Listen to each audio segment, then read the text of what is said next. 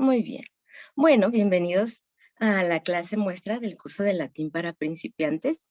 Mi nombre es Luisa y les voy a presentar algunos conceptos que tienen que ver con la lengua latina y qué podemos o cuál es la manera en la que podemos abordar. Para esto he preparado un material que les voy a compartir en la pantalla a continuación. Bien. Mm, pues bien, tenemos un pequeño programa. Vamos a estar aproximadamente desde esta hora hasta las 11:30, que sería el tiempo regular de una clase. A veces duran un poco más, nunca duran un poco menos. Para el latín siempre hay más cosas que se pueden compartir. Y vamos generalmente así es como un esquema de mi clase. Tenemos un plan de lo que vamos a trabajar el día de hoy. Pero primero podemos justamente revisar lo que tenemos en esta imagen. Tenemos la palabra salve. En español podemos decir salve, pero en latín, dependiendo de la pronunciación que elijamos, podemos decir salve. Hay dos tipos de pronunciaciones. Tenemos, bueno, hay varios tipos de pronunciaciones en realidad, hay más, pero las que utilizan la mayoría de las personas que estudian la lengua latina es o la pronunciación clásica o restituta, son los dos nombres que tiene, clásica o restituta, o la pronunciación italiana o eclesiástica, que es básicamente pronunciar el latín como se pronuncia el italiano actualmente. Y lo que tenemos es esta palabra que en la versión clásica de la pronunciación se pronunciaría salve, salve. Y así es como nos podemos saludar. Es un tipo de saludo. Podemos decir salve, aue, mm, te saluto, te salutem dico y varias opciones más. Pero esta es la más cortita que podemos utilizar el día de hoy. Entonces podríamos empezar justamente saludándonos en latín con esta palabra. Salve Edgar, salve Carla, bene venisti odie. Bienvenidos el día de hoy. Y parte de lo que hago en mis clases es mostrar una dinámica en la que les presento cómo se diría algo en latín para niveles iniciales, para un curso, por ejemplo, como el que se propone de latín para principiantes. La idea es, está el latín y además viene una traducción, porque si no hemos tenido un contacto anteriormente con la lengua, pues nos puede resultar bastante difícil. Entonces tenemos en nuestro programa odie videbimus, odi es hoy, y videbimus significa veremos, es el verbo ver en futuro. Tunc, ergo, odie videbimus, el día de hoy veremos, quatuor res, 4 asuntos, 4 cosas. ¿Cuáles son estas 4 cosas que tenemos programadas para el día de hoy? Primum, primero, quae magistra est. ¿Quién es la maestra? Quae magistra est. Quae ego sum, ¿quién soy yo? Y les voy a platicar muy brevemente un poco de mi trabajo para que conozcan. Generalmente, bueno, entramos a un curso, pero no sabemos quiénes son nuestros profesores, a menos de que ya venga desde antes una explicación un poco más amplia en el material. Entonces les voy a presentar algunas imágenes y les voy a platicar muy brevemente de esto. Postea, después tenemos secundam, habemos secundam res. Tenemos el siguiente asunto, el segundo. Quid est lingua latina? Quid est lingua latina? ¿Qué es el latín? ¿Qué es la lengua latina?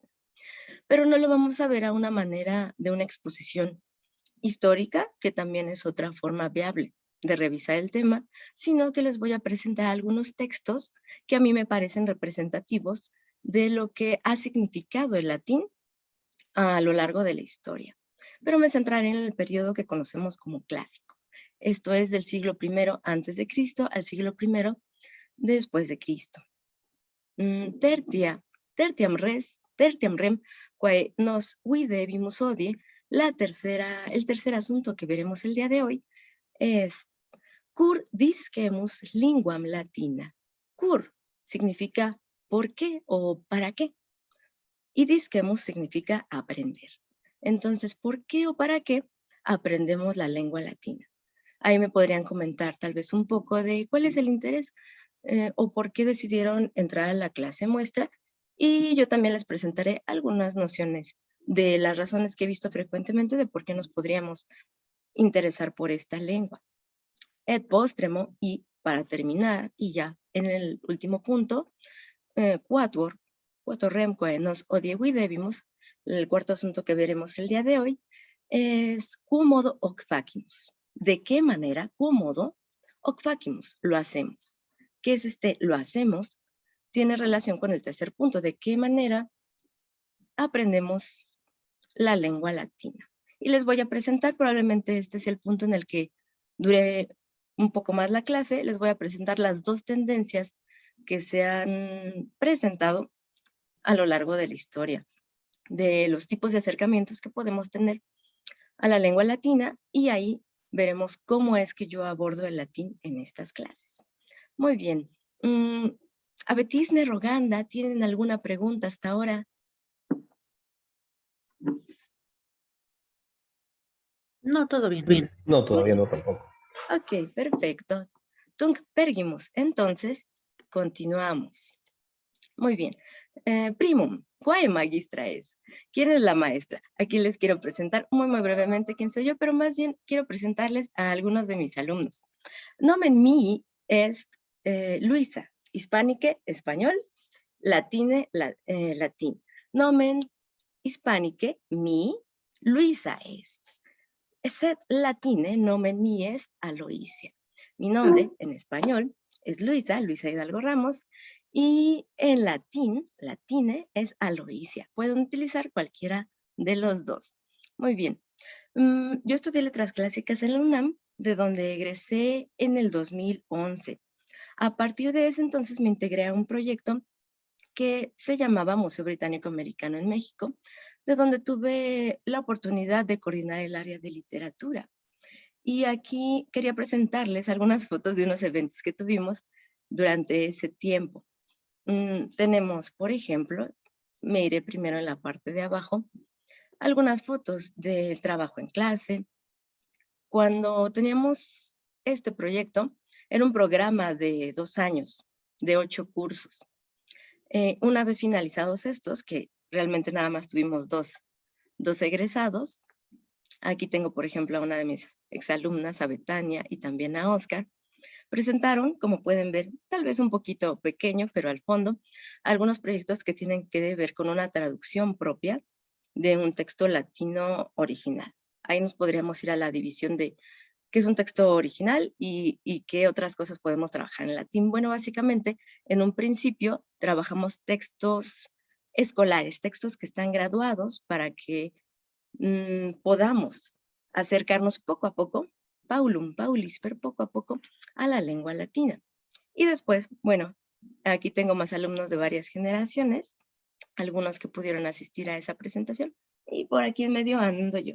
Y teníamos nuestra corona de laureles, que es lo que antiguamente, sobre todo para la parte deportiva de la antigüedad, es algo que se daba cuando alguien conseguía ser victorioso en algún evento. También tuvimos la oportunidad de participar en algunos cursos de verano, pero no eran cursos de verano para niños, eran cursos de verano para adultos, o también si querían integrarse niños también estaba bien, aunque no los tuvimos en esa ocasión, en donde pudimos elaborar algunos materiales que nos acercaban a la época clásica. Por ejemplo, lo que alcanzamos a ver aquí en la primera foto o en la segunda, son materiales de escritura de la antigüedad. Estos es tablillas de cera o algunos que elaboramos a manera de que parecieran o papiros o pergaminos, rollos en realidad. Y mis alumnas fueron las que pudieron elaborar esto con sus propias manos, además de un tipo de vestimenta parecida a la griega y a la romana. Tuvimos además algunas prácticas que nos acercaban a la vida cotidiana, y esto tenía que ver, por ejemplo, con la parte de la alimentación. Entonces, lo que tenemos aquí es un vino de rosas, que era algo característico de la antigüedad, y pudimos elaborarlos nosotros también. La receta en realidad es bastante sencilla. Tienen vino blanco, tienen pétalos de rosa muy bien limpios, y hacen un collarcito con estos pétalos y los pueden dejar ahí. Entonces, les recomiendo como una práctica, es bastante interesante esta parte del vino de rosas. Muy bien. Durante esos años, después del 2011, fue que empecé a trabajar en este proyecto, donde pude dar clases, ya sea de lengua latina, de redacción o de gramática del español. El primero y lo último de estos 3 temas que mencioné son los que me agradan mucho más. La parte de el latín, de la didáctica, de la enseñanza de la lengua y de la gramática, tanto del español como del latín. Muy bien. Posteriormente ingresé a la licenciatura en lingüística en la ENA, la Escuela Nacional de Antropología e Historia, de donde egresé en el 2019. Pero durante este tiempo se ha estado gestando este proyecto que he decidido llamar Clases de Lenguas Clásicas y Lingüística CDMX. Antes era muy necesario esta precisión de CDMX, Ciudad de México, porque pues estábamos más activos de manera presencial. Ahora la modalidad se ha vuelto virtual y creo que nos quedaremos por aquí durante varios meses más. Entonces, bueno, aquí pueden ubicar un poco del proyecto. Muy bien. Mm, no sé, justamente esta nada más es una parte un poco más expositiva, pero podemos justamente ir haciendo esta misma pregunta. Abetisne, Roganda, ¿tienen algunas preguntas? Ita, Audnon, ¿sí o no? ¿Qué quiere No, decir en el momento no. aloisia?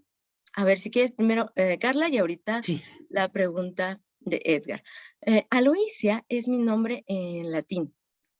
Aloisia, si tuvieras, por ejemplo, alguien que se llame Luis, un varón, le dirías Aloysius, cambiaría la terminación. Y esta Aloisia es la versión de mi nombre en lengua latina. ¿Está? Muy bien. Ok, gracias. Bene. Edgar, ¿tenías alguna pregunta? Avesne Roganda? No, en el momento no tengo ninguna Ok. pregunta. Bene, Gracias. bene. Gracias, Tibia Gotung. Pergimus, entonces, continuemos con la clase. Muy bien. Secundum, puntum, quid es lengua latina? ¿Qué es la lengua latina? Aquí puse entre paréntesis una pequeña señalización. Mi. Quid es lengua latina? Mi. ¿Qué es la lengua latina para mí? Porque, como les comentaba al inicio de la sesión, más que darles un contexto histórico, que básicamente es, bueno, Roma, siglo I antes de Cristo, siglo I después de Cristo, es el periodo clásico. Por supuesto que antes tenemos latín, algo que se conoce generalmente como latín arcaico. Después de este periodo, de los siglos que les mencionaba, tenemos todavía latín, que se considera clásico, pero poco a poco, con la extensión del Imperio Romano, se va modificando de tal manera que en algún punto se empiezan a crear las lenguas romances. A mí me gustaría justamente mostrarles algunos fragmentos de textos que tienen que ver con el periodo clásico. No obstante, no significa esto que sea lo único que se vea para el latín o lo único válido para el latín. Durante toda la Edad Media, durante épocas posteriores, también pudimos ver producción literaria en esta lengua que es bastante importante. Textos científicos se pudieron escribir en esto. Incluso para el periodo novohispano, ya situándonos en México, o lo que entendemos actualmente como México, los novohispanos, pues, por supuesto, hicieron grandes aportaciones a la literatura en lengua latina. Pero les voy a mostrar 4 textos que tienen que ver con el periodo clásico, que generalmente es nuestro primer acercamiento a la lengua latina. Muy bien. Aquí lo que tenemos es un texto de la Eneida, es un fragmento, son 7 versos, los iniciales con los que inicia esta obra. ¿Alguno de ustedes conoce o ha tenido oportunidad de leer la Eneida, de conocer antes de Virgilio? No. Okay. Unos pocos fragmentos, pero no la totalidad de la obra. Muy bien, está perfecto. Sí, podemos acercarnos a este tipo de literatura, ya sea de manera fragmentaria. Son obras largas, por supuesto, requieren inversión de tiempo. Uno de los objetivos de aprender latín es poder acceder a la literatura latina en lengua original y no quedarnos solamente con una traducción, porque a final de cuentas, ahí se puede hacer una gran discusión, por supuesto, pero una traducción es otra versión de esa obra. Cuando podemos acercarnos a la lengua original, podemos apreciar cosas distintas que se hicieron en esta lengua en la que fue en primer lugar escrita.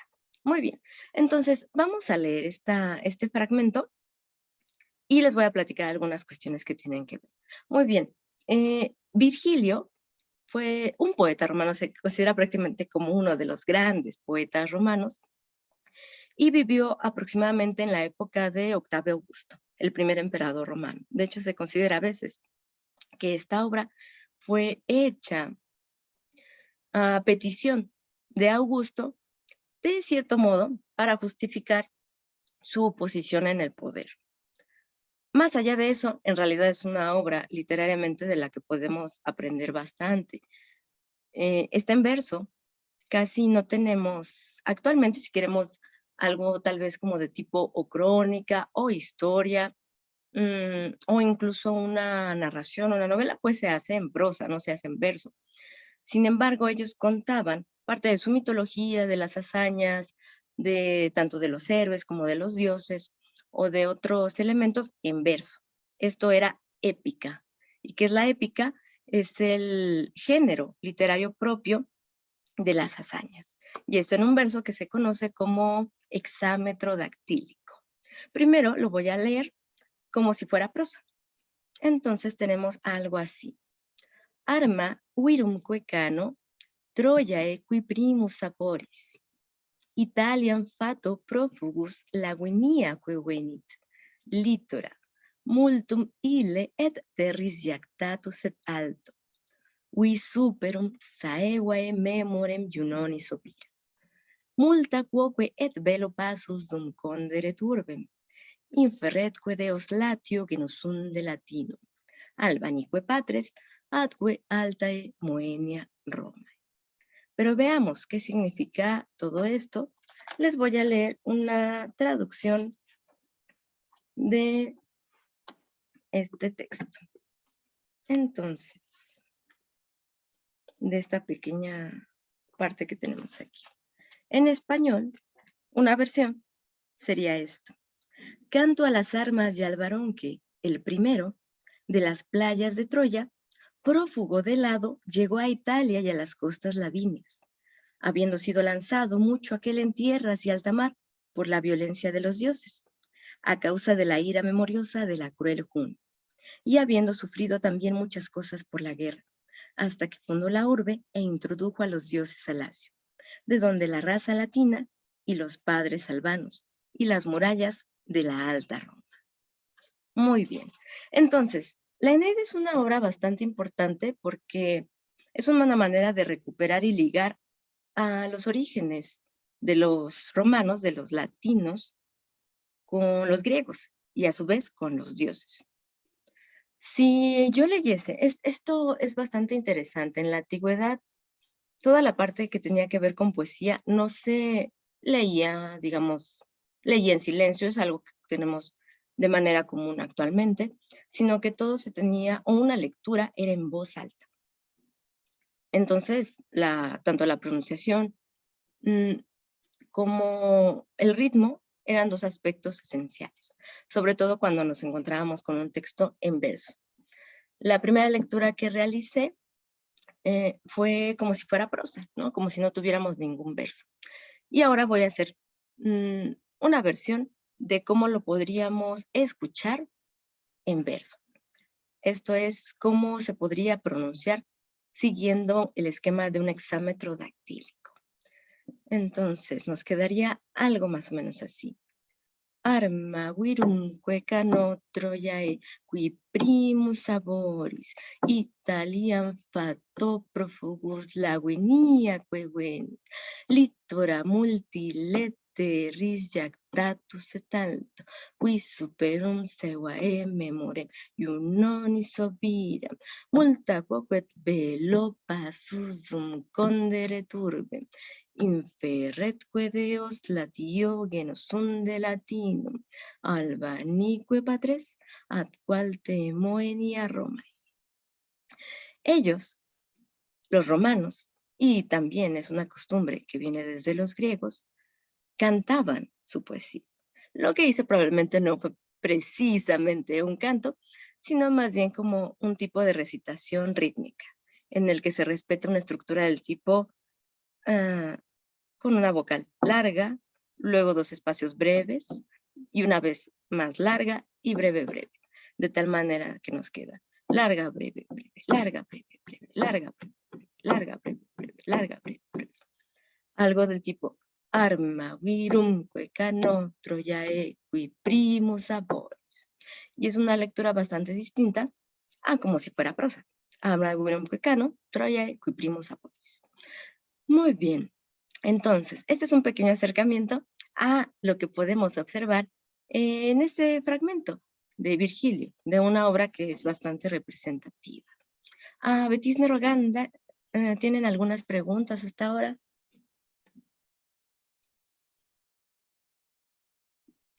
Ita, no, yo no tengo preguntas. No, todo bien.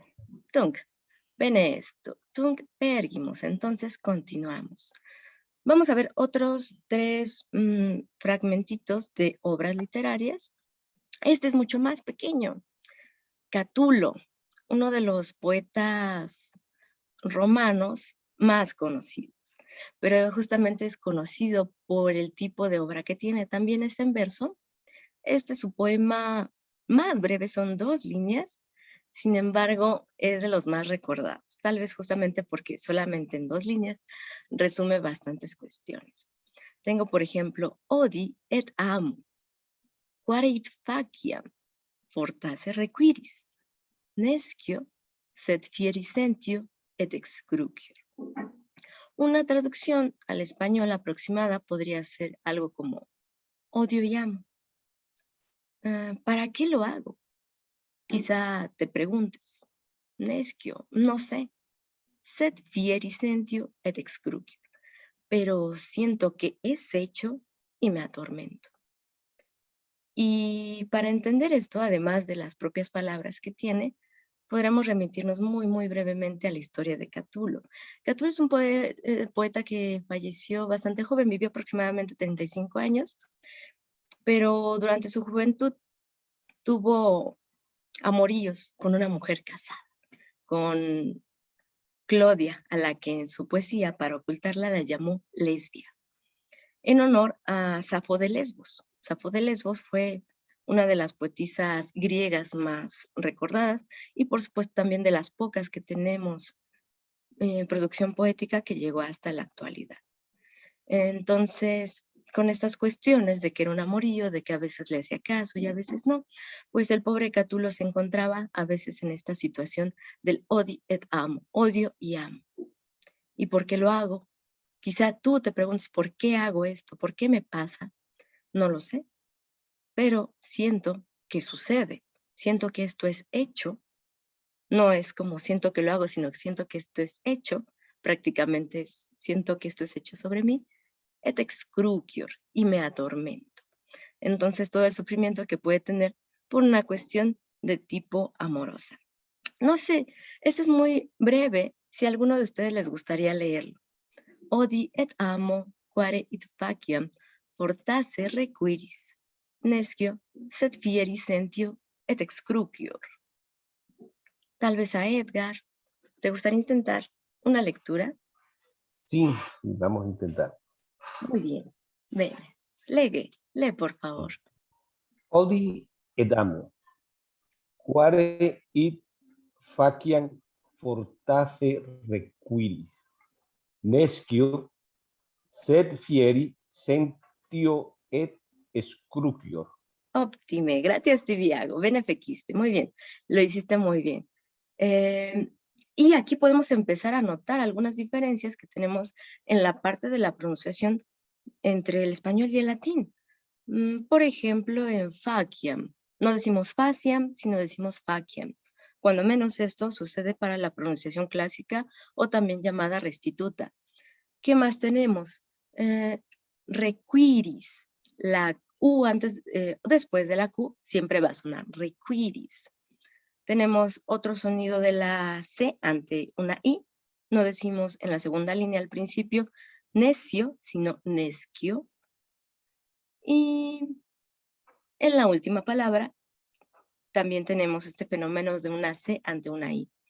La pronunciaríamos como una ki, excrucior. Odietamo quare, aquí tenemos otra vez una Q, quare. Odietamo quarit faciam fortasse requiris, nescio sed fieri sentio et excrucior. Bene. Bene, entonces este es un pequeño poema de Catulo. Es el Carmen. Carmen significa poema. Y es el Carmen 85. Bene, tunc pergimus, tenemos otros 2 fragmentitos. El tercero es uno probablemente de mis favoritos, es Ovidio. Ovidio ya vivió en la época de los emperadores, tuvo una gran producción poética. De los más famosos probablemente sean ya sea las Metamorfosis o el Ars Amatoria, el Ars Amandi, el arte de amar. Una de las cosas importantes para entender la literatura latina es también la vida de los autores. Resultó que en determinado momento Ovidio cayó en desgracia y fue expulsado de su ciudad, de su vida. Fue desterrado, ese sería el término más preciso. Fue desterrado por una orden de alta jerarquía. Entonces tuvo que abandonar su ciudad y fue a vivir bastante lejos, solo, sin ninguna posesión. En ese periodo, después de haber tenido una gran producción poética, hizo otra más, aprovechando justamente lo que le había sucedido, y escribió Tristium, también lo conocemos como Las Tristes, en el que va a narrar justamente lo que dice el título, la tristeza que tiene a partir de verse apartado de su casa, de su familia, de sus amigos, de todas sus posesiones, de toda la vida que él conocía. Y aquí tenemos, es una obra que a mí me parece realmente muy linda y les recomiendo conocerla también. Tenemos cuatro versos, en este caso no es un hexámetro dactílico, sino un dístico elegíaco. Vamos a ver en qué consiste eso. Muy brevemente, por supuesto, porque son temas que abarcarían en realidad toda una clase. Aquí son cuatro versos nada más, de los cuales el primero es un hexámetro dactílico, como con el que leímos la Eneida, y el segundo es un pentámetro. Entonces, en realidad tenemos 2 dísticos elegíacos. Ahorita los vamos a leer para que veamos si se nota un poquito esta diferencia entre una lectura en prosa y una lectura en verso.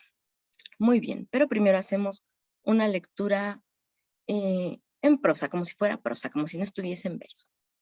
Cum subit ilius tristísima noctis imago, quae mi supremum tempus in urbe fuit, cum repeto noctem qua tot mi cara reliqui, labitur ex oculis nunc quoque guta meis. Antes de avanzar vamos a ver qué significa esto que estamos leyendo. Y para esto me voy a ayudar de igual manera de una traducción que tenemos ya aquí preparada.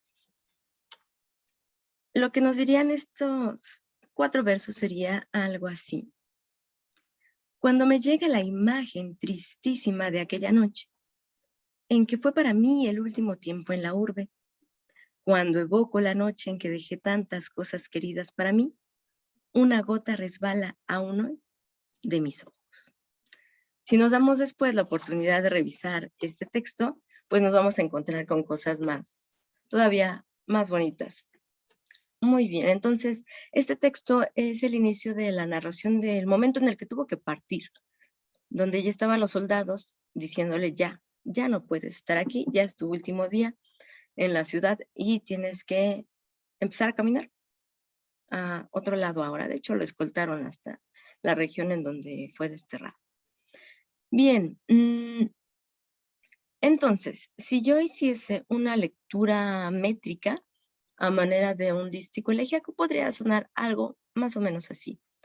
Cum subit ilius tristísima noctis imago, quae mi supremum tempus in urbe fuit, cum repeton noctem qua tot mi cara reliqui, labitur ex oculis, nunqueque gutta meis. Mucha de la poesía latina se acompañaba, por supuesto, de instrumentos musicales, porque esto era más musical. Ahorita, de igual manera, les repito esta idea. Esto es más bien una recitación métrica y no un canto. Para hacer un canto, pues le faltarían bastantes cosas. Además de la ayuda que nos puede dar, por supuesto, algún instrumento. Muy bien.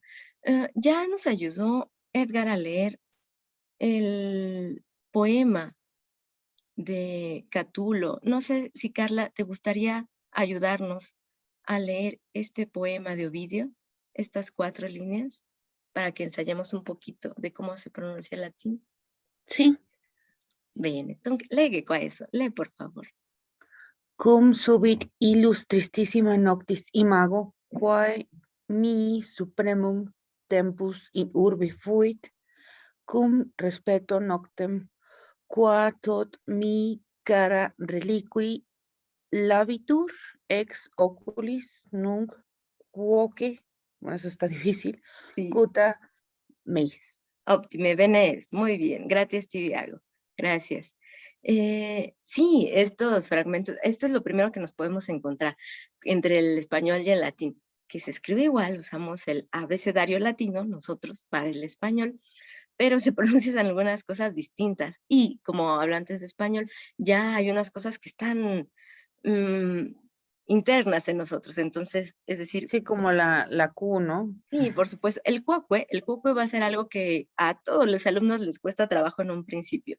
Y de repente, incluso ya cuando no sean principiantes, es algo que de repente se va. ¿Por qué? Porque para nosotros en español tenemos el qué, ¿no? Es una conjunción que utilizamos, conjunción, o depende de cómo la estemos utilizando. ¿De qué día es hoy, por ejemplo? Ahí tenemos un interrogativo. O no sabía que hoy era el evento. Entonces ahí lo tenemos como una conjunción. Pero en nuestra mente este arreglo de Q, U y E es como si no existiera la U.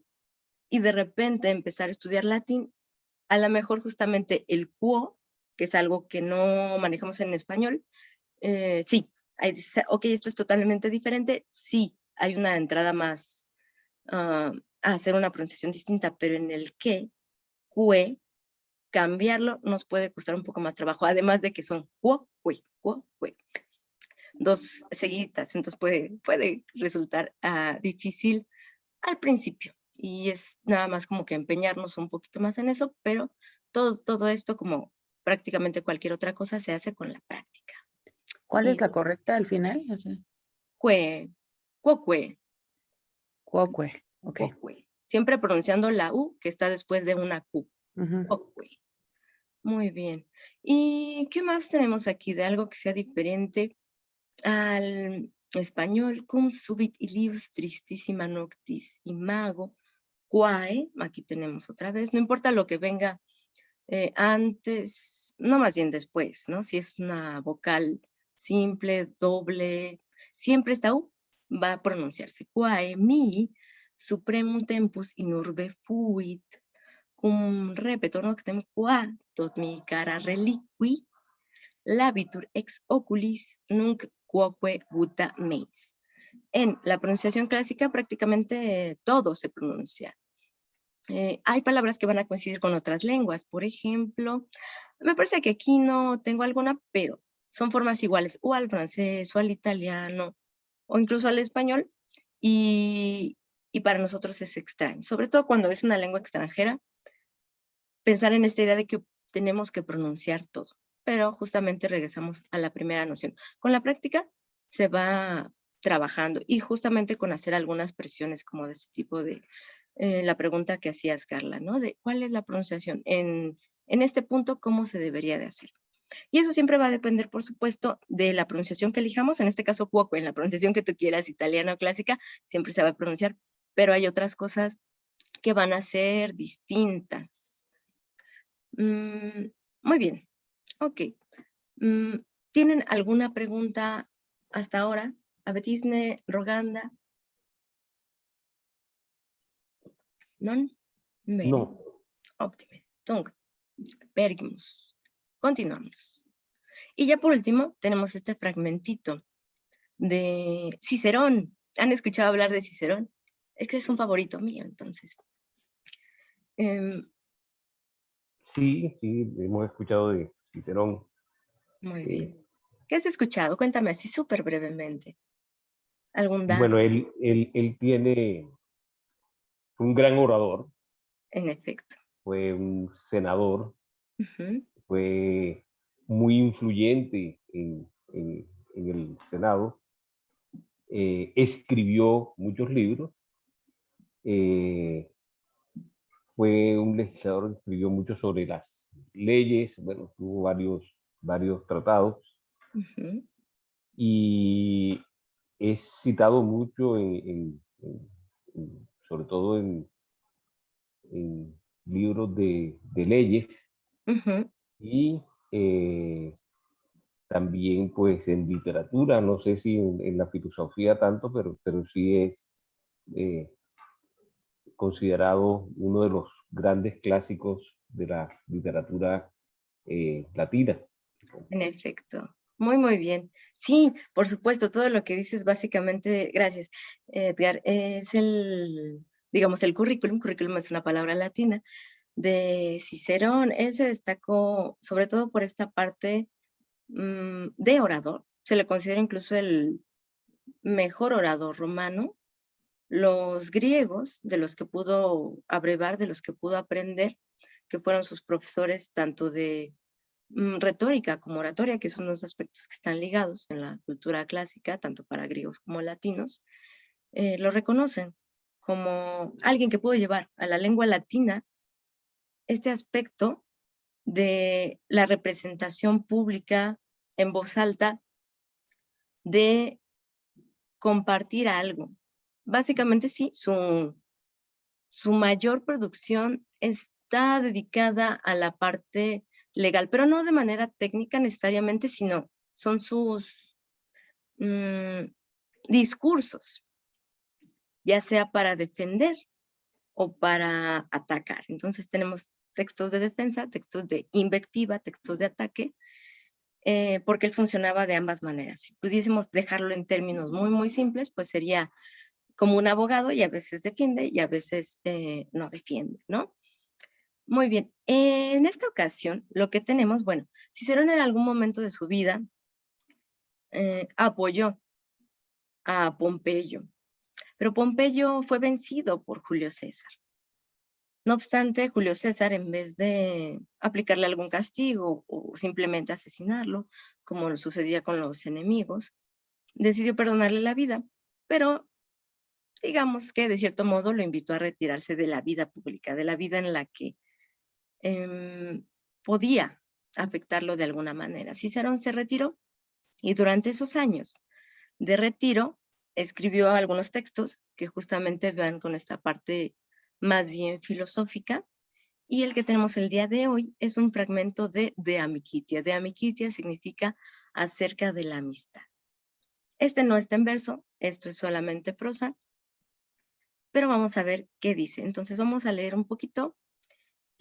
Si notan algo que se pronuncie de manera diferente al español, lo pueden comentar y después les voy a dar una traducción de lo que dice Cicerón. Muy bien, entonces, est enim amicitia nihilarium nisi omnium divinarum humanarum quererum cum benevolentia et caritate consensio, qua quidem aut scio anexcepta sapientia, nihil melius hominis sit adis immortalibus datur.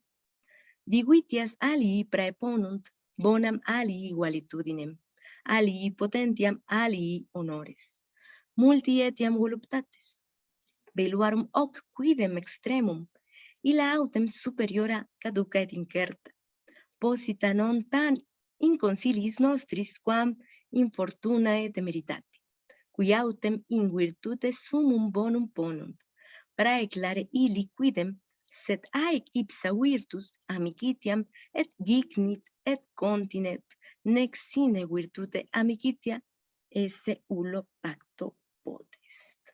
Muy bien. Veamos, ¿qué nos dice Cicerón en este fragmento. Déjenme encontrar, ya la tenemos prácticamente aquí. La traducción. Es de Amiquitia. De Amiquitia significa acerca de la amistad. Y en esta parte, Cicero nos da, por decirlo de una manera muy sencilla, su definición de amistad. Entonces, lo que escuchamos ahora en latín, en español podría resultar algo así. La amistad, en efecto, no es otra cosa, sino el consenso, con benevolencia y cariño, de todas las cosas divinas y humanas. En verdad, probablemente nada mejor que ella, exceptuada la sabiduría, ha sido dado al hombre por los dioses inmortales. Unos la anteponen las riquezas, otros la buena salud, otros el poder, otros los honores, muchos incluso los placeres. Esto último en verdad es propio de las bestias, mas aquellas cosas anteriores son caducas e inciertas, puestas no tanto en nuestras determinaciones como en el capricho de la fortuna. Mas aquellos que ponen el bien supremo en la virtud, en verdad lo hacen preclaramente. Pero esta misma virtud engendra y mantiene la amistad, y la amistad no puede existir de algún modo sin la virtud. Muy bien. Entonces, este es el tipo de textos a los que se dedicó Cicerón, ya pasada su época más activa en la vida pública, en la vida del Senado, de encontrarse justamente en los tribunales. Él decide que otra de las cosas en las que puede aportar a partir de su experiencia de vida es en la reflexión. Y esto también ayuda a los más jóvenes, pero por supuesto toma todas las herramientas que tiene, que aprendió de la parte de la retórica, de la elaboración de un texto para argumentar por qué considera qué es o qué no es la amistad y cómo podemos demostrarla. Y esto, por supuesto, va a responder a los valores de los romanos de esa época. Muy bien. ¿Alguna duda hasta ahora? A Betis de Roganda, ¿tienen alguna pregunta? Ita, No, non. no, gracias. Bien. Muy bien. Entonces, esto con esta Perdón, parte. yo sí tenía una, nomás Sí. que tardé en quitar No el te micrófono. preocupes. Dime, ¿La Carlos. doble I cómo suena? I. Son dos I. Ajá. Y nada más la repites. Por I. ejemplo, aquí tendríamos en estos finales digüitias, alii, alii. Pronuncias Ali. una y después Ujú. la otra. Alii. Ok. Bien. Ok, entonces continuamos. Y con este fragmento ya cerramos esta segunda parte de Quites Lingua Latina. Solamente quería compartirles algunos textos que me parecen bastante interesantes. La siguiente parte, Cur disquemos lingua latina. ¿Por qué o para qué aprendemos la lengua latina? Y aquí podrían, si gustan, comentarme así muy brevemente, bueno, ¿y por qué decidieron entrar a esta clase muestra? A lo mejor no tiene que ver con algún elemento que sea, digamos, no tenemos que tener una razón tremendamente intelectual, por decirlo de alguna manera. Puede ser, me llamó la atención, estaba viendo esta serie de televisión y pasaron algo que creo que es latín, entonces de ahí me surgió esta curiosidad, ¿no? Y les podré comentar, no preguntar, posteriormente de dónde surgió mi curiosidad. No sé, Edgar, ¿te gustaría compartirnos qué te llama la atención de latín? Bueno, primero es algo que hace mucho tiempo quería estudiar. Ujú. Quería de pronto tener la capacidad de leer alguno que otro fragmento de un libro, no tanto como dedicarme a la traducción, pero sí poder leer y entender algunos fragmentos. Muchas veces por los horarios y por el trabajo, pues es difícil tener uno acceso a un curso de latín, sobre todo que son muy pocos, o eran muy pocos. A raíz de la pandemia, pues he estado investigando en internet y pues he encontrado, por ejemplo, Este curso lo encontré a través de internet y pues decidí tomarlo.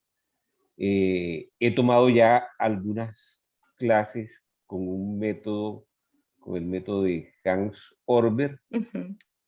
pues he llegado como hasta el 8º capítulo. Muy bien. Sé que no lo he hecho de la manera como se debe hacer, pues regreso otra vez, reinicio, miro los capítulos y profundizar, porque realmente el método, que me parece muy bueno, exige también ejercitarse mucho. Sí, en efecto. Y en esa parte es una parte a la que le tengo que poner un poco más de disciplina. Entonces, realmente quiero aprender, tengo el tiempo ahora, sé que la virtualidad ayuda mucho, Ujú. esto ayuda mucho, porque de otra manera pues sería difícil. eh, Esto me gustó otra cosa, que por ejemplo que eres de la UNAM, Ujú. alguna vez yo compré unos 2 tomos de Aulo Gelio, que es Ujú. una traducción hecha por la UNAM, precisamente. Creo que ustedes a eso le dedican pues bastante recursos y tiempo, y viene en latín y viene en español, y son fragmentos pequeños, y de pronto sí me gustaría algún día poder leer esos fragmentos de ese libro. Muy bien. Ese es más que todo mi interés en este momento. Muchas Ok, gracias. perfecto. Gracias, Edgar. Voy a dejar de compartir pantalla brevemente para nada más tocar un elemento que mencionas. Aquí del material que hace la UNAM desarrolló desde hace mucho tiempo un proyecto que se llama Biblioteca Scriptorum Graecorum et Romanorum Mexicana.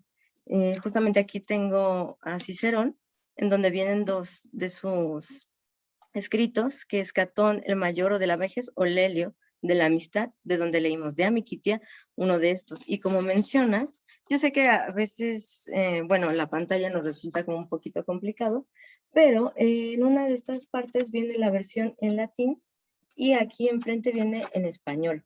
Entonces, este proyecto es muy bueno justamente porque nos permite acercarnos no solamente a una traducción, que sí la ofrece y está trabajada por los investigadores de la UNAM o de otras instituciones, por supuesto, pero más que nada por la parte del cuerpo docente que tiene que ver con o el Instituto de Investigaciones Filológicas de la UNAM o con el Colegio de Letras Clásicas. Y además nos ayudan a ver el texto latino. Entonces es interesante confrontar ambas versiones. Muy bien. Aprovechando que lo mencionabas, pues sí, la UNAM tiene, no sé si mucha, pero probablemente mucha para la gente que llega a estudiar latín. Y de lo que mencionabas, creo que sí, la parte o la cuestión de la pandemia nos ha entre obligado y no a recurrir a la parte digital, pero eso también nos ha ayudado a acercarnos a personas que tienen el interés en aprender, pero que no sabían que existía determinada oferta académica. También, por ejemplo, en cuanto a los métodos, está el libro de lengua latina per se ilustrata, que es el que mencionabas, y es uno de los que abordo durante mis clases. Para esto, en la siguiente parte, podría comentar un poco más al respecto, que tiene que ver eh, cómo aprendemos la lengua latina y lo que hago yo. Pero creo que sí, les mostraré otro material y ambos son con este mismo método. Carla, no sé si quieres compartirnos algo de tu interés en la clase, bueno, en la clase o en la lengua en general, no necesariamente en esta clase, sino en qué te llama la atención de latín. Sí, claro, es que recientemente, bueno, como comenta Edgar, a partir de la pandemia empecé a buscar opciones para aprender cosas nuevas, porque en realidad yo soy ingeniera de profesión, ¿no? Ujú. Entonces nada que ver con lo que hago habitualmente, pero siempre me ha llamado mucho la atención esto. Y bueno, comencé con un diplomado en la Universidad Pontificia Ujú. de Iconografía Cristiana, y ahorita estoy tomando el diplomado de arte sacro. Entonces, obviamente, en el arte, en la arquitectura, pues está presente el latín, ¿no? y de Sí, ahí surge la curiosidad por aprender. muy bien, perfecto, sí. Gracias, Carla. Es, es muy bonito justamente cuando estamos en una disciplina, nos vamos acercando a algún aspecto en particular y nos damos cuenta que el latín está escondido, tal vez, pero está en todos lados, está en las arquitecturas, en la arquitectura, en el sentido de las edificaciones antiguas, por supuesto, aunque no estemos, por ejemplo, viviendo en Roma, en el lugar en el que estemos va a haber alguna iglesia y en esa iglesia puede haber alguna inscripción y en esa iglesia puede haber un cuadro y en el cuadro va a haber un texto latino. Entonces es bastante interesante ver esta parte de qué hace ese texto y por qué está en latín, la relevancia que tuvo y que sigue teniendo esta lengua a lo largo de la historia. Aquí nada más para terminar este punto, quería compartirles 3 imágenes que tienen que ver con algunas, las que ustedes compartieron me parecen sumamente interesantes, pero yo elegí algunas imágenes que me resultan representativas. Por ejemplo, en la primera imagen tenemos un cuadro en el que se muestra a Cicerón. Cicerón el que leímos, pero no necesariamente el que leímos. Nosotros leímos a esta parte de Cicerón de Amicitia, ¿no? Su texto que está dedicado a la amistad. Es un texto más bien de corte filosófico. Pero en esta imagen tenemos a Cicerón cuando se presentaba públicamente. Y este hombre que se ve que está angustiado porque está siendo acusado por Cicerón es Catilina. Entonces es una representación gráfica de el momento en el que Cicerón está frente al Senado declamando las Catilinarias, que es un texto en donde hace una denuncia pública de la conjuración en contra de la República.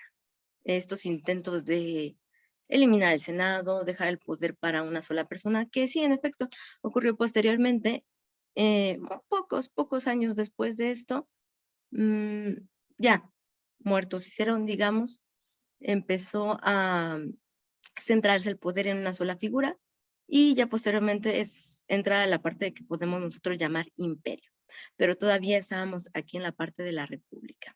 Las catilinarias son bastante representativas. Tenemos un fragmento que no tenemos aquí escrito, pero el es quo usque tandem abutere Catilinia patientia nostra, hasta cuándo finalmente, Catilina, vas a abusar de nuestra paciencia. Entonces, imagínense el impacto que tiene Cicerón estando frente. Imagínense que ustedes están ahí y llega Cicerón que tiene como toda esta figura, todos estos años, y empieza a acusar a alguien públicamente de estar en contra de todo el sistema de gobierno que sostiene a la sociedad en la que están viviendo. Entonces, me imagino que en ese momento fue algo verdaderamente impactante. Bien, en la segunda imagen, por supuesto, tenemos a Sor Juana Inés de la Cruz. Además de lo que podemos conocer de ella en español, también escribió en latín y no es tan conocido, por supuesto, porque está en latín. Mucha de su producción en latín tiene que ver con la parte religiosa, por supuesto, era lo que se publicaba, ya sea o cantos de Navidad u odas hacia los personajes de la iglesia a los que con los que tenía contacto en determinado momento.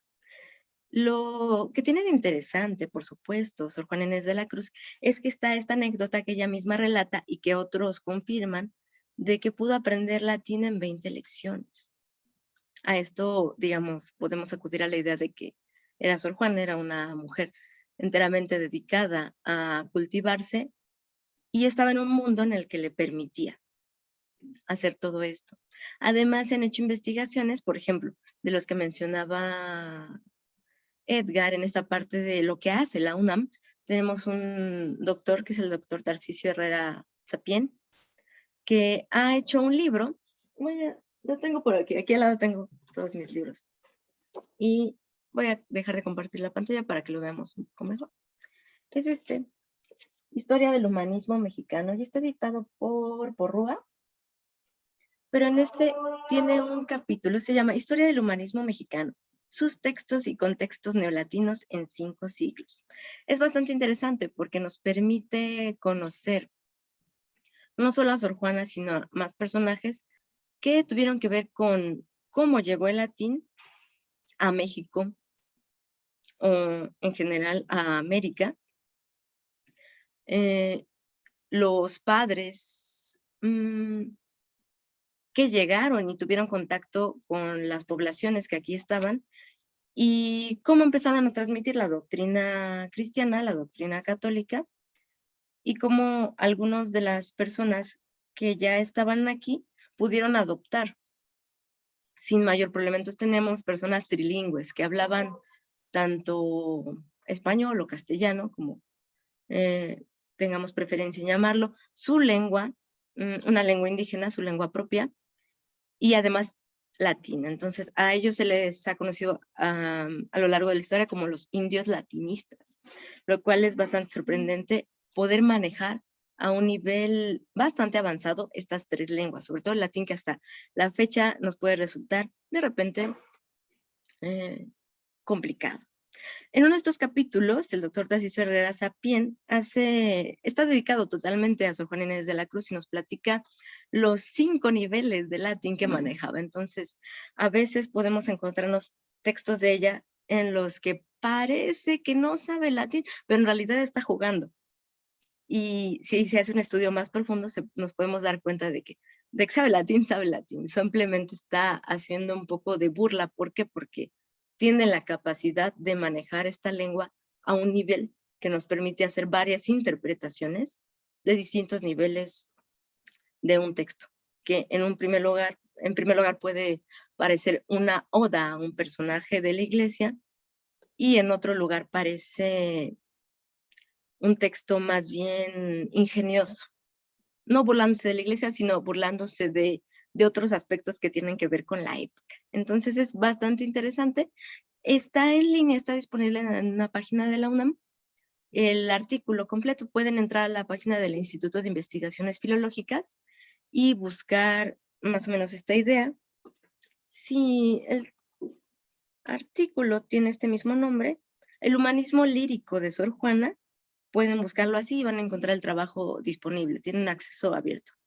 No es tampoco muy grande, a lo mucho han de ser 20 cuartillas, pero pueden encontrar todo un estudio de la producción poética en latín que hizo Sor Juana Inés de la Cruz. Y ya por último, generalmente se da una idea de qué es el latín, ¿no? Tenemos una idea y eso nos suena a Roma, a los romanos y a la antigüedad.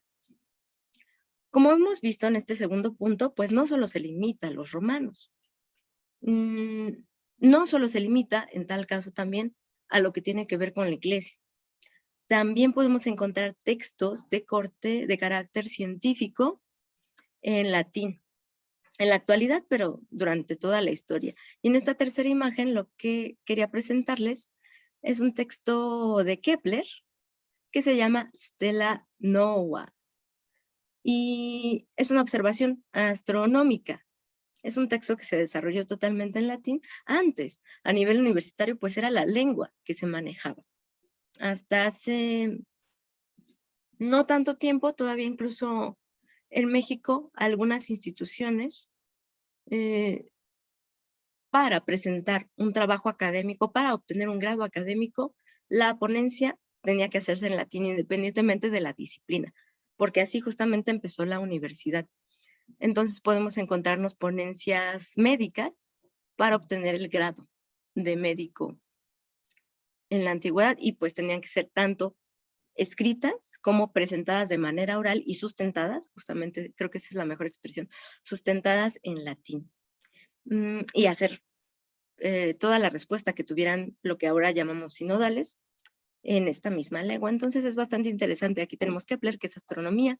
Tenemos estas otras historias de médicos que después fueron políticos, pero su primera formación fue en medicina, que empezaron o presentaron sus trabajos académicos en latín, y así vamos a tener infinidad de temas que se pueden tocar. No solamente tiene que ver con Roma, que es algo, de verdad, ahí nos podemos llevar toda la vida. No solamente tiene que ver con la parte religiosa, que también es bastante interesante conocer los ejemplos no, los trabajos de ya sean los padres de la iglesia o el texto bíblico, la Vulgata latina, o algo que está totalmente fuera de esos ámbitos, que son los textos de carácter o literario o científico técnico, en el que podemos ver la utilización del latín como una herramienta más para presentar el conocimiento.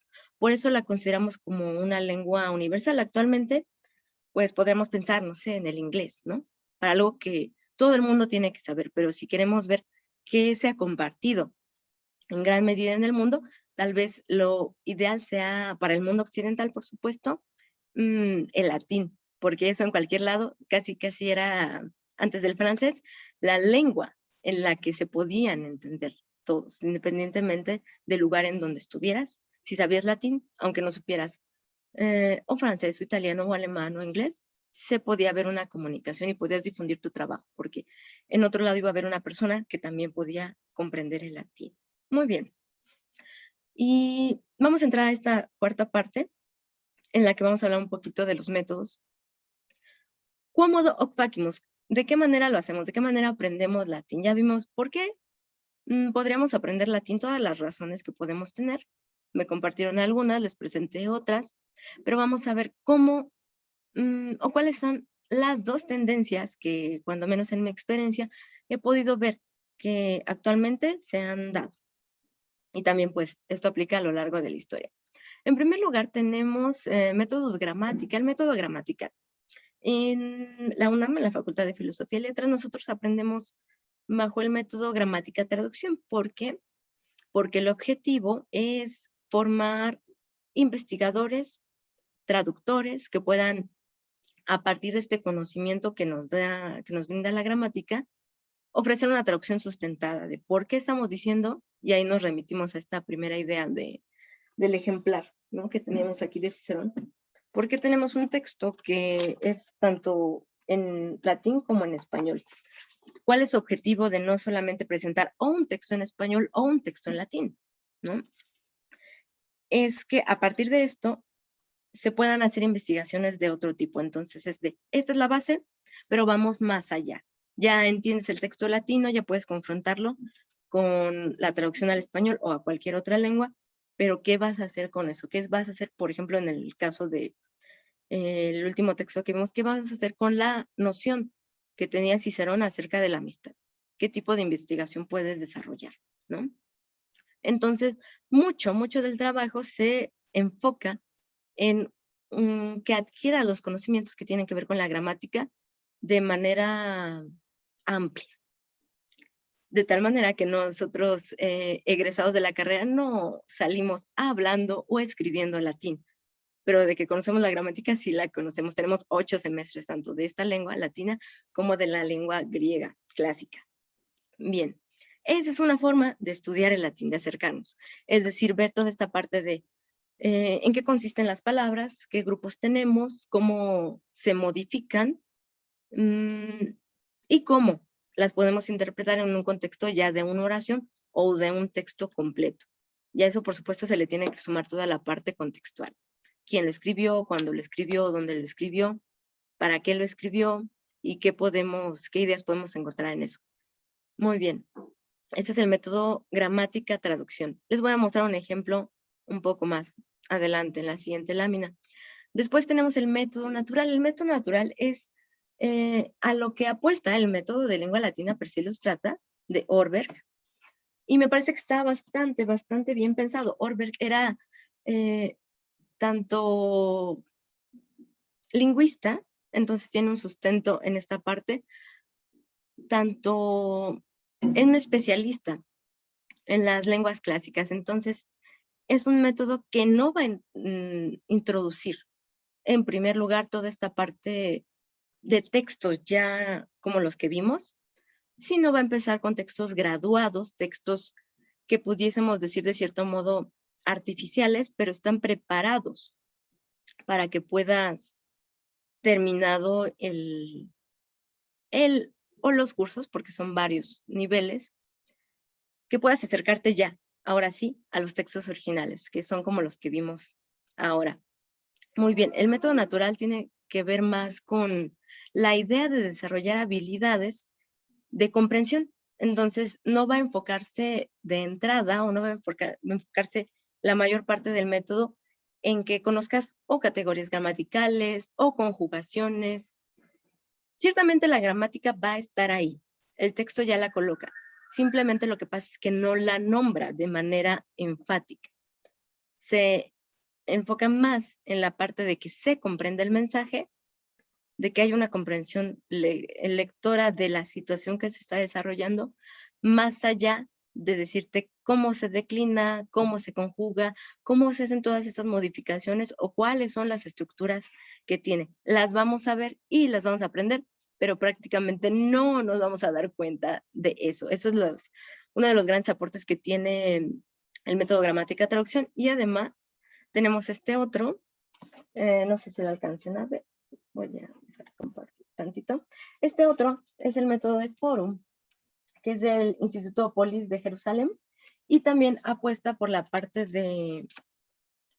del método natural y más enfocado, digamos, de cierto modo, a lo que se entiende como Total Body Response, es decir, que acostumbrarnos un poco. Hay unas definiciones, por supuesto, más amplias, pero que sea algo más integral, que tenga que ver más con lo que haces. Por ejemplo, tole manum, levanta la mano, ¿no? Es decir, es muy físico, ¿no? O por ejemplo, loquere, habla. Entonces ya, digamos, esta relación auditiva, corporal, va a hacer que el aprendizaje también se fomente y va, por supuesto, también a integrar toda la parte gramatical sin que nos demos cuenta. Ahora, ¿de qué manera? Yo doy mi clase, pues es un poco de ambas. ¿Por qué? Porque si bien el método de Orberg o Forum, que apuestan más por aprender el latín justamente sin recurrir a nuestra lengua materna, sin recurrir a una gramática, me parece bastante interesante. Considero que en mi experiencia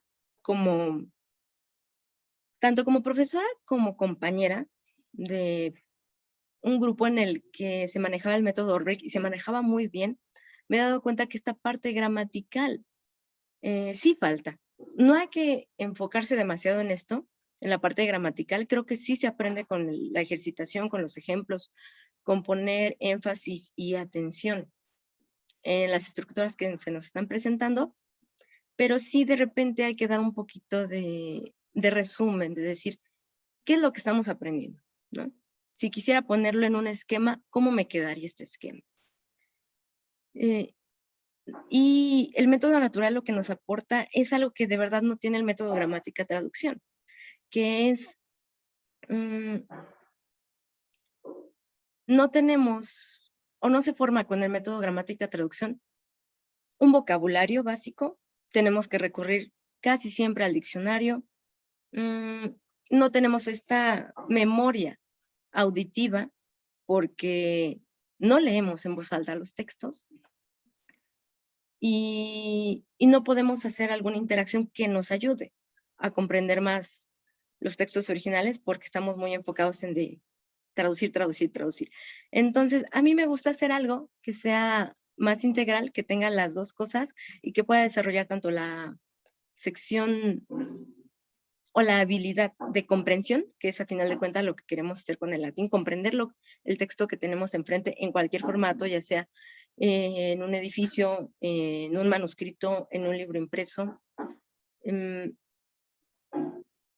que podamos producir, pero esta producción, tanto oral como escrita, es para fomentar que nosotros podamos comprender a la hora de, sí, enfrentarnos a un texto original. Bien, entonces, más o menos es lo que se puede trabajar en esta clase y lo que considero más adecuado por las razones que les comenté anteriormente. Les voy a presentar a continuación algunos ejemplos de ambos métodos que se utilizan, método gramatical y método natural. Bien, cuando tenemos el método gramatical, tenemos que aprender una serie de cuestiones teóricas que si es de serles sincera, a mí me parecen muy interesantes, pero que en un principio me resultaban bastante complicados. Depende de lo que nos dediquemos. Estos pueden ser elementos que o están muy presentes o están totalmente ausentes. Que tiene que ver con la idea de la gramática. Por ejemplo, la morfología y la sintaxis.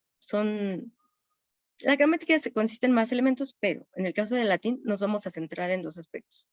En los grupos de palabras, las categorías gramaticales y las funciones sintácticas. Cómo estas categorías gramaticales, estas palabras, van a funcionar ahora sí, ya dentro de un texto. No voy a explicar todo este esquema, nada más quería que lo viéramos justamente con la idea de... en esto consiste mucho del método gramatical, en comprender la parte teórica que existe en la lengua, cómo la nombramos, cómo la clasificamos y cómo funciona. Y aquí tengo un pequeño ejemplo. Tengo la oración 1. Ego sum magistra. Ego magistra sum. Cuando tengo un método gramatical, muy probablemente en un inicio no sepamos, no conozcamos ninguno de estos elementos. ¿Qué es ego? ¿Qué es sum? ¿Qué es magistra? ¿No? Recurrimos a un diccionario. Lo que hace el método gramática traducción es seleccionar, separar las palabras y hacer una descripción. La descripción en realidad es buena, nos ayuda en otros aspectos. Entonces, si tengo ego sum magistra, primero, divido mis palabras en qué tipo de palabra es, cómo la llamo. Entonces, por ejemplo, un ego va a ser un pronombre. De allá hay sus clasificaciones, ¿no? Este es un pronombre personal, pero también hay demostrativos, interrogativos y varios más. El sum, ¿a qué grupo de estos que tengo acá? ¿A qué grupo de palabras pertenece? Pues es un verbo. ¿Y magistra qué es? Magistra es un sustantivo que en latín le puedo llamar nomen. Entonces ya tengo 3 grupos de palabras. Además de eso, tengo que hacer una descripción de lo que puedo conocer como accidentes gramaticales. Es decir, en qué persona, número, caso va a estar, o si es un verbo, en qué tiempo, persona también, persona, número, tiempo, modo y voz. Entonces es una descripción bastante amplia de cada uno de estos elementos, de tal manera que con esta información podamos presentar una propuesta de traducción. Ego sum magistra. Ya después en la parte sintáctica podría decir, bueno, ego es un sujeto, magistra es un predicado nominal, que es decir, una palabra que va a funcionar como un adjetivo de este sujeto. Yo, ego, yo, sum, yo soy. ¿Cuál es sum? ¿Quién soy? Magistra, yo soy maestra. Entonces es algo que es bueno a nivel de análisis. Creo que también ayuda mucho el latín en ese sentido, en la parte gramatical.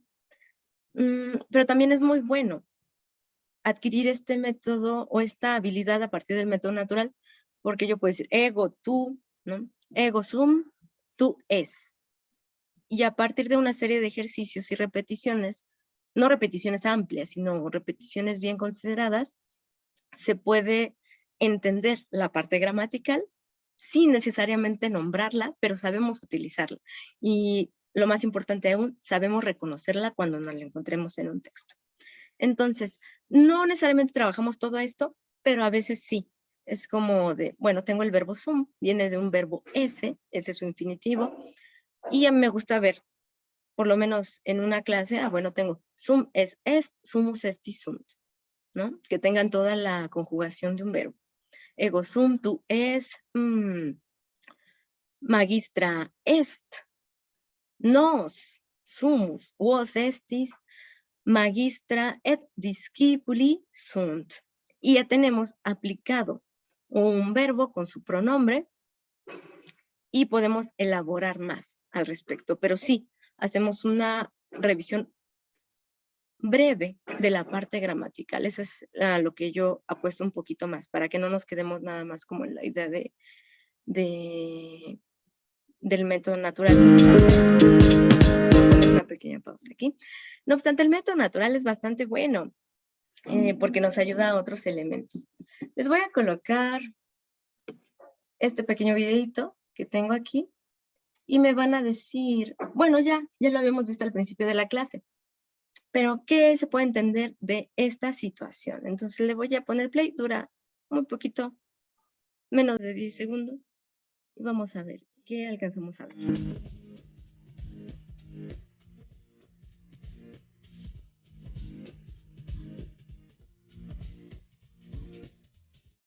Muy bien. ¿Qué creen que vieron en este video? Tenemos dos formas. Tenemos esta imagen, una palabra, que fue la primerita que vimos, y tenemos esta otra imagen. En español, ¿qué diferencia vemos entre esta primera imagen, qué es lo que está sucediendo, y esta segunda imagen?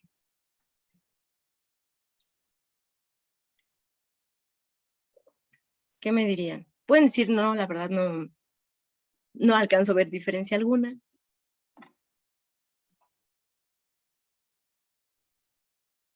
Bueno, en uno está saludando a una persona, Ujú, a una joven, y en el otro saluda a dos. bien, Entonces, y cambia la palabra con que está saludando. muy bien, muy bien.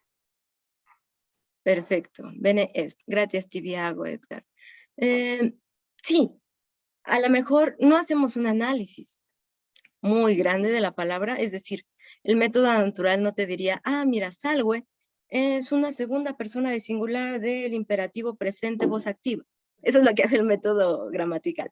El método natural nada más va a llegar y decir, salve Edgar, salve Carla, ¿no? Utualetis, ¿cómo te aves? Y si son dos personas, como justamente nos da la imagen, la forma cambia. Ya no diría salve Edgar, salve Carla, es salvete omnes, hola a todos. Entonces, más allá de hacer un análisis a la parte gramatical, que también es bueno, eso es lo que siempre voy a sostener yo, cuando menos, también es bueno conocer esta noción gramatical, es bueno saber reconocerlo y utilizarlo. Y es de, ok, este texto viene justamente en esa forma, entonces me va a dar otras implicaciones, me va a dar otro significado. Eso es uno de los beneficios del método natural, que aprendemos a utilizar los elementos, más que a analizarlos. Bien, y aquí tenemos algunas actividades que se pueden hacer con este método natural, que viene aquí un diálogo, un pequeño diálogo, en el que podemos tener actividades como audi, escucha, audite, y loquere. Bene. Tunc. Entonces, ego lego et postea was legitis queso. Salve discipule, salve magistra, ut vales, bene valeo, gaudeo, et tu ut vales, optime valeo, bisne incipere lectionem linguae latinae, querte. Muy bien. Aquí tenemos nuestro diálogo. Entonces, ¿qué actividad hicimos primero? Escuchamos. Entonces ya sabemos cómo va a sonar en latín, por lo menos en cuanto a la pronunciación clásica o restituta. Bien. ¿Qué podemos hacer después? Podemos hacer también otro ejercicio que aquí no incluí, pero puede ser el de leer. Carla, ¿te gustaría ayudarnos con una lectura de todo este texto?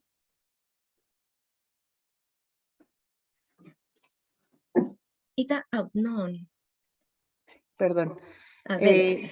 Salve discipule, salve magistra, ut vales, bene valeo, gaudeo, et tu ut vales, optime, valeo, bisne incipere lectionem linguae latinae certe. Bene, gracias Tibiago, Carla.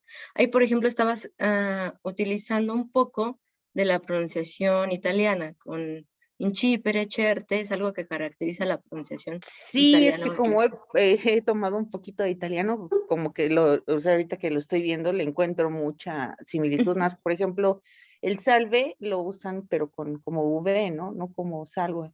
Ajá, muy bien. Ajá. El italiano hace la V como una labio dental. Dientes de arriba, labios de abajo. Salve, salve. Y vas a tener justamente algunos cambios en la C, ¿no? C-I o C-E. Inquipere, incipere, óptime, vale, y otros más. Sí cambia un poquito la pronunciación, de todos modos. Algo que es importante es esta idea. No hay una mejor pronunciación que otra.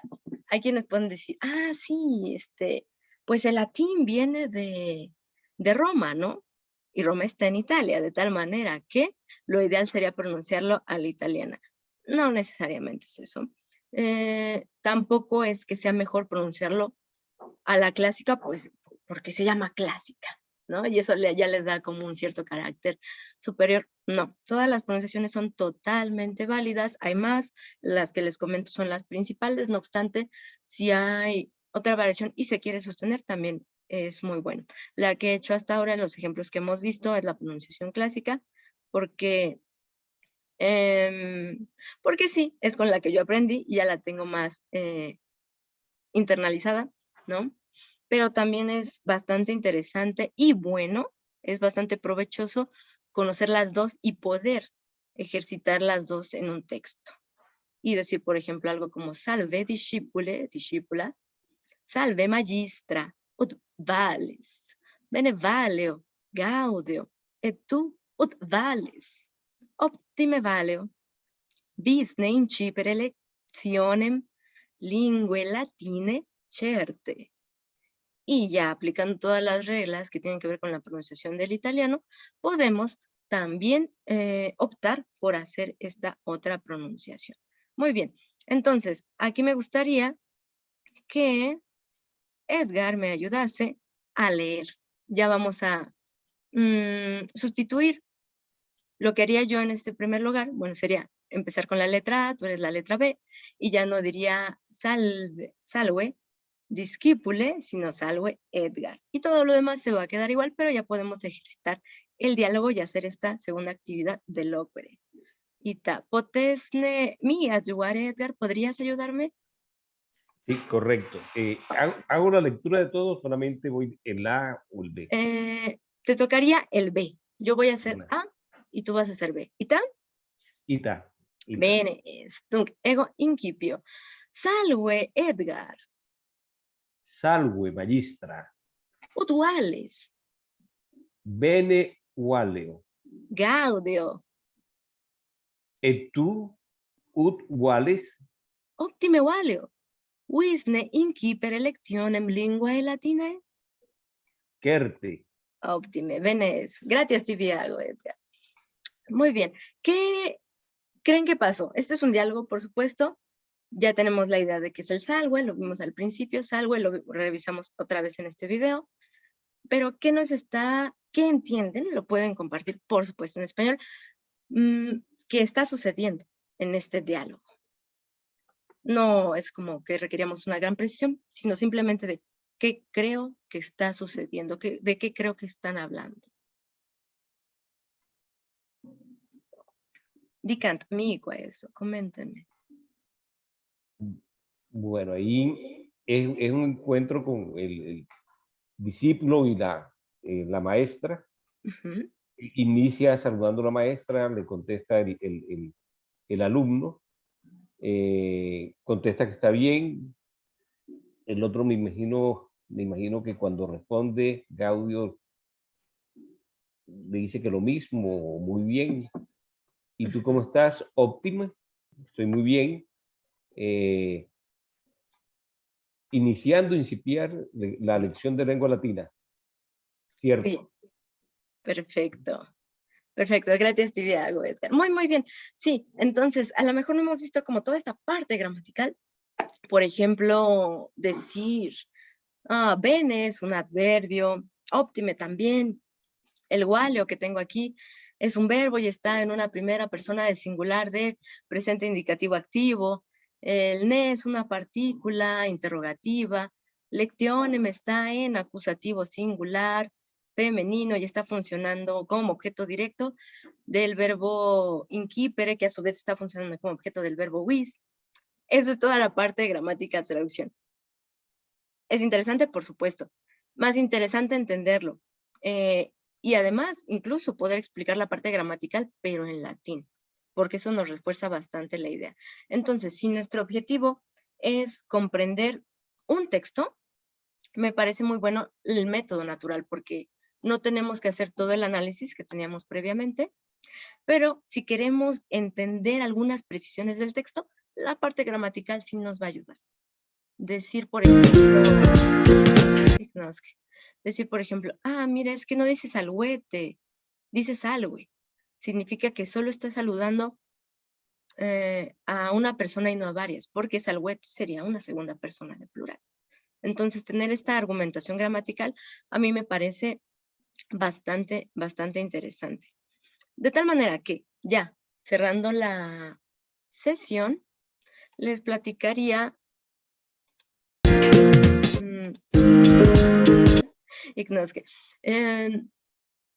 ¿cómo se trabaja? Sí, voy a trabajar con el método Lingua Latina per se Ilustrata. Se puede conseguir, se puede comprar o tenemos la versión digital, ¿no? Yo tengo mi libro impreso, aquí está. Nadie se enoja de que tengan la versión digital y con eso se trabaje. Vamos a trabajar con un poquito de los ejercicios de Forum, este sí lo tengo impreso. Y también se puede comprar, pero yo siempre los invito a que experimenten el latín y antes de invertir en un material como un diccionario, una gramática o alguno de estos libros, vean cómo se sienten con este estudio y a partir de eso ya pueden, en el momento que ustedes lo decidan, hacer la inversión que consideren adecuada. También me gusta compartirles otros materiales como los diferentes canales digitales que podemos encontrar. Esto es canales de YouTube, podcast, de personas que están tremendamente preparadas y que comparten de manera gratuita sus conocimientos a partir de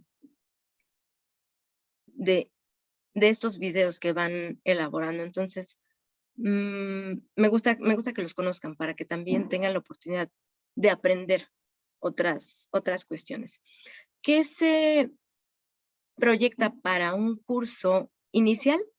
En realidad sí serían, o al menos así nos ha sucedido en este curso que estamos dando ahorita, de latín para principiantes nivel 1, ver solamente los 2 primeros capítulos de Lingua Latina per se Ilustrata y complementarlos con otros elementos de carácter gramatical, esto es la conjugación de unos verbos, hacer una reflexión un poco más amplia de en qué consiste el proceso de la flexión de las palabras, del cambio que tienen en las terminaciones.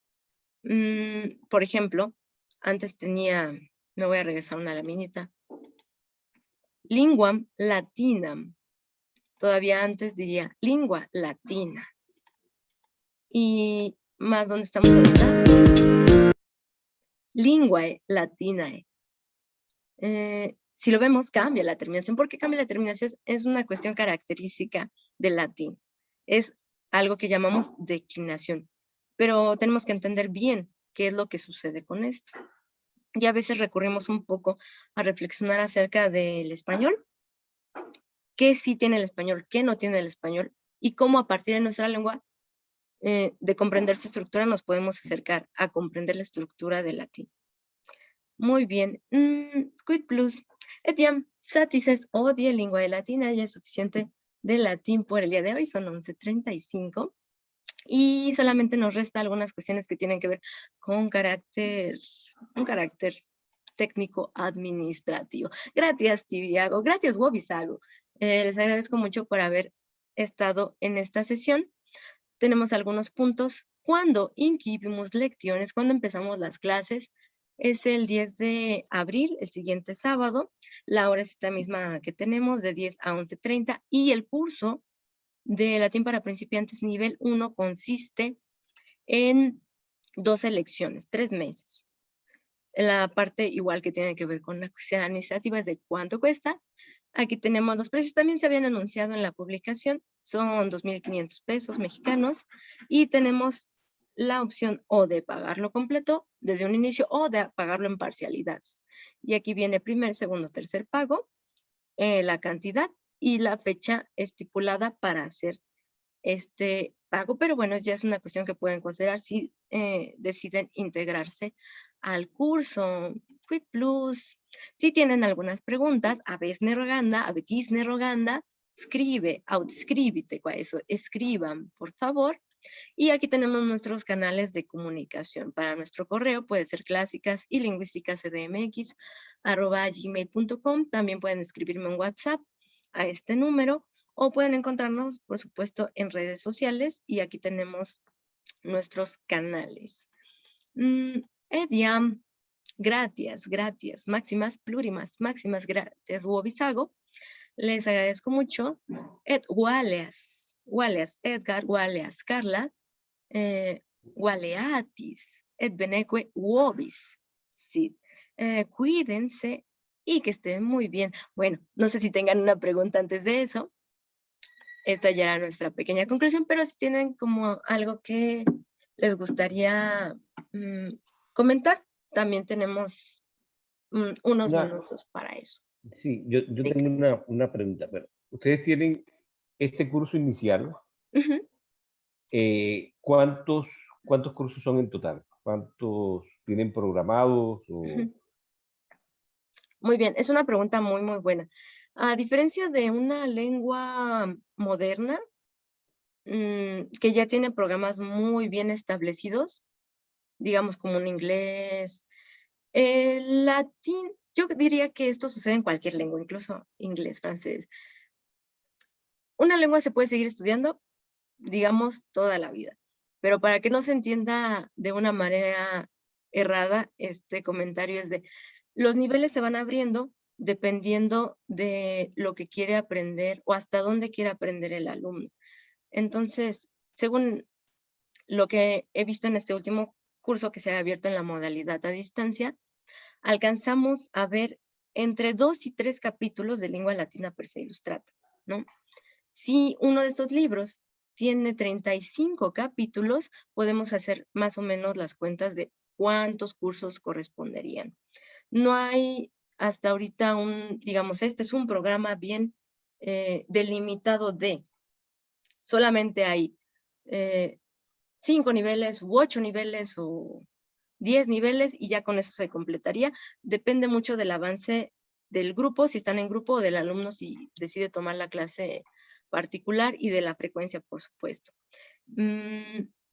Entonces, un dato específico de cuántos niveles son depende de hasta dónde quiera avanzar un grupo.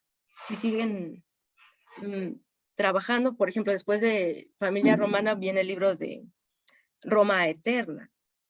Entonces, sí depende mucho. La idea es abrir un curso nuevo. Sí tenemos alumnos para continuar los cursos y así vamos avanzando. Entonces puede variar bastante esa delimitación temporal. Perfecto. Bueno, que quiero decir que me gusta mucho la forma como tienes concebido el curso y 99% que nos vamos a ver el próximo sábado. Okay. Creo que quedé muy satisfecho, muy contento. Muy bien. Te agradezco mucho, Edgar. Muy bien. Bueno, entonces les voy a mandar a varios interesados en la clase, además de ustedes que tuvieron la oportunidad de presentarse el día de hoy a la clase, la información por si se quieren integrar, que tiene que ver más con la cuestión de concretar la inscripción. Les agradezco mucho. Si tienen igual más dudas al respecto del curso, de cualquier otra cuestión, pues me pueden escribir y con mucho gusto vamos a responder cualquier duda que tengan. Etiam, credo satis odie, creo es suficiente por el día de hoy. Si no la vemos, plus roganda, si no tenemos más preguntas, podemos ahora sí terminar con esta idea que teníamos, Walias. Podemos decirnos Wale, podemos decirnos in proximum o Walias bene queti visit. Cuídate y que estés muy bien, que sea muy bien, que esté muy bien todo para ti. Donc, Walias, Carla, Walias, Edgar. Walias espero- bene queti visit. Gracias, Tiago. Wale, Erika, no, es que tengo una alumna que se llama Erika. Wale, Carla, nos veamos el próximo. ¿Está? Muchas gracias. Gracias, Bobisago. Gracias y hasta pronto. Hasta Hasta pronto. pronto.